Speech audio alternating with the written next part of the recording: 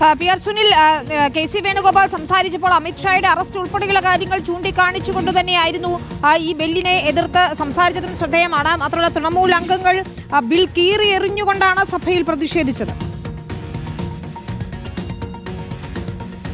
തീർച്ചയായും വലിയ പ്രതിഷേധ കാഴ്ചകളായിരുന്നു. ബില്ലിന്റെ പകർപ്പൊക്കെ തന്നെ കീറി എറിഞ്ഞുകൊണ്ട് വലിയ പ്രതിഷേധം ഉയർത്തുന്ന കാഴ്ച തന്നെയായിരുന്നു. നമുക്കറിയാം, അമിത്ഷാ ഗുജറാത്ത് കലാപത്തിലും ഒപ്പം തന്നെ സറാബുദ്ദീൻ ഷെയ്ഖ് വ്യാജ ഏറ്റുമുട്ടൽ കേസിലുമൊക്കെ തന്നെ ആരോപണ വിധേയനാണ്. നേരത്തെ ഈ കേസിന്റെ വാദം നടന്നതുമായി ബന്ധപ്പെട്ട് ജസ്റ്റിസ് ലോഹിയുടെ മരണവുമൊക്കെ തന്നെ അന്ന് വലിയ വിവാദമായിരുന്നു. അപ്പോൾ ഇതൊക്കെ ലോഹിയുടെ മരണവുമൊക്കെ തന്നെ വലിയ വിവാദമായിരുന്നു. ഇതൊക്കെ തന്നെ സുപ്രീം കോടതിയിൽ വലിയ വിവാദ കാഴ്ചകൾ ഉണ്ടാക്കിയത് നമുക്കറിയാവുന്നതാണ്. സുപ്രീം കോടതിയിലെ ജഡ്ജിമാർക്കിടയിൽ വരെ ഈ കേസുമായി ബന്ധപ്പെട്ട് വലിയ തർക്കമുണ്ടാവുകയും സുപ്രീം കോടതി ജഡ്ജിമാർ ഈ ഒരു ദിവസം കോടതിയൊക്കെ തന്നെ അടച്ചിട്ട് വാർത്താ സമ്മേളനം നടത്തുന്ന നീക്കത്തിലേക്കൊക്കെ തന്നെ പോയി. പിന്നീട് ചീഫ് ജസ്റ്റിസായി മാറിയ ജസ്റ്റിസ് രഞ്ജൻ ഗൊഗോയുടെ നേതൃത്വത്തിലായിരുന്നു അന്ന് സുപ്രീം കോടതിയിലെ 4 ജഡ്ജിമാർ വാർത്താ സമ്മേളനം നടത്തി. അത് ഈ ജസ്റ്റിസ് ലോയയുടെ മരണവുമായി ബന്ധപ്പെട്ടുള്ള ആ ഒരു നീക്കമായിരുന്നു, കേസുമായി പരിഗണിക്കുന്നതുമായി ബന്ധപ്പെട്ട വിഷയമായിരുന്നു. ഏതായാലും ആ കേസിലൊക്കെ തന്നെ അമിത്ഷാ ആരോപണ വിധേയനായിരുന്നു എന്ന് പ്രതിപക്ഷം വളരെ ശക്തമായി അന്നു മുതൽ ഉന്നയിക്കുന്ന വിഷയമാണ്. ഏതായാലും ഇന്ന്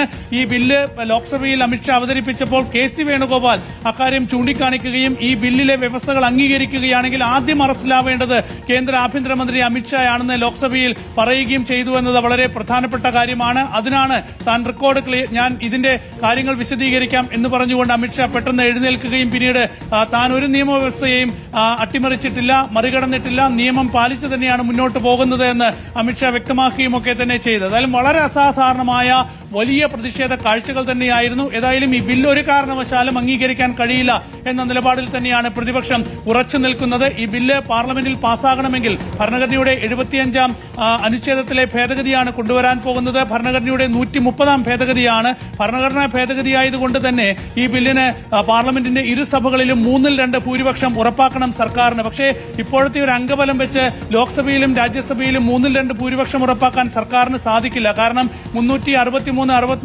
അംഗങ്ങളുടെ പിൻബലം വേണം ലോക്സഭയിൽ ബില്ല് പാസാക്കിയെടുക്കാൻ. സർക്കാരിനാകെ ലോക്സഭയിൽ ഇപ്പോഴുള്ള അംഗബലം എന്നത് 293 ഇനി BJD അത് മറ്റ് YSR കോൺഗ്രസിനെ പോലുള്ള അംഗങ്ങളുടെയൊക്കെ പിന്തുണ ആർജിച്ചാൽ പോലും, നേടിയെടുക്കാൻ ശ്രമിച്ചാൽ പോലും തൽക്കാലം ബില്ല് പാസാക്കാൻ സർക്കാരിന് കഴിയില്ല. അതല്ല എങ്കിൽ പ്രതിപക്ഷ നിലയിൽ വലിയ വിള്ളലുണ്ടാക്കാൻ സർക്കാരിന് സാധിക്കണം. രാജ്യസഭയിൽ 745 അംഗ രാജ്യസഭയിലും 180-ലധികം അംഗങ്ങളുടെ പിന്തുണ, 60-ലധികം അംഗങ്ങളുടെ പിന്തുണ സർക്കാരിന് ഉറപ്പാക്കേണ്ടതുണ്ട്. നിലവിലെ ഒരു അംഗബലം വെച്ച് സർക്കാരിന് അതിന് സാധിക്കാത്ത സാഹചര്യം രാജ്യസഭയിലും ഉണ്ടാകും. അതുകൊണ്ട് ഈ ബില്ല് ഒരു രാഷ്ട്രീയ നീക്കമാണ് എന്ന് തന്നെയാണ് പ്രതിപക്ഷം കണക്കാക്കുന്നത്.